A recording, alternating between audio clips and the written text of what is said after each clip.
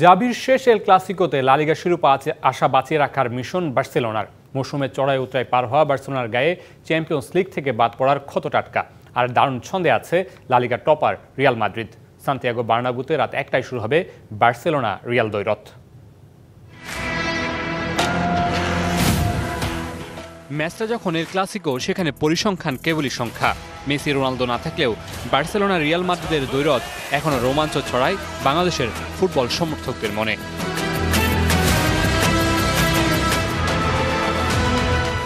চলতি মৌসুমে বার্সেলোনার শিরোপা সম্ভাবনা বেঁচে আছে একমাত্র লা লিগাতেই, সেটিও খুবই ক্ষীণ।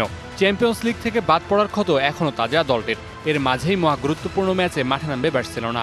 লিগ শিরোপা ধরে রাখার লড়াইয়ে রিয়াল মাদ্রিদের বিপক্ষে জয়ের বিকল্প নেই বার্সেলোনার সামনে।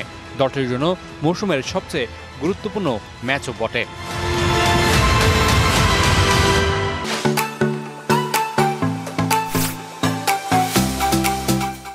মৌসুমের মাঝেই ঘোষণা দিয়েছিলেন মৌসুম শেষে বিদায় জানাবেন বার্সাকে। সেদিক থেকে বার্সেলোনার হয়ে শেষ এল ক্লাসিকো জাভি হার্নান্দেজের। এর আগে বহুবার খেলোয়াড় হিসেবে এল ক্লাসিকোতে মাঠে নেমেছিলেন। 2021 সাল থেকে আছেন কোচ হিসেবে। এবার সে পাঠ চুকানোর সময়ও হয়ে এসেছে। রিয়ালের বিপক্ষে কোচ হিসেবে 4 জয়ের বিপরীতে 5 হার কোচ জাভির। বার্সা যখন চাপে, ঠিক তখনই উঠছে রিয়াল মাদ্রিদ। চ্যাম্পিয়ন্স লিগের কোয়ার্টার ফাইনালের ফিরতি লেগে ম্যানচেস্টার সিটিকে টাইব্রেকে হারানো দলটা আছে আত্মবিশ্বাসের তুঙ্গে। লা লিগার পয়েন্ট টেবিলেও বেশ এগিয়ে রিয়াল। বার্সা থেকে 8 পয়েন্ট এগিয়ে 78 পয়েন্ট নিয়ে টেবিল টপার তারা।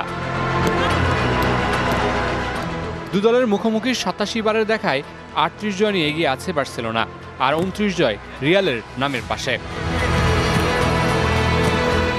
Mamunur Rashid, BBC news desk.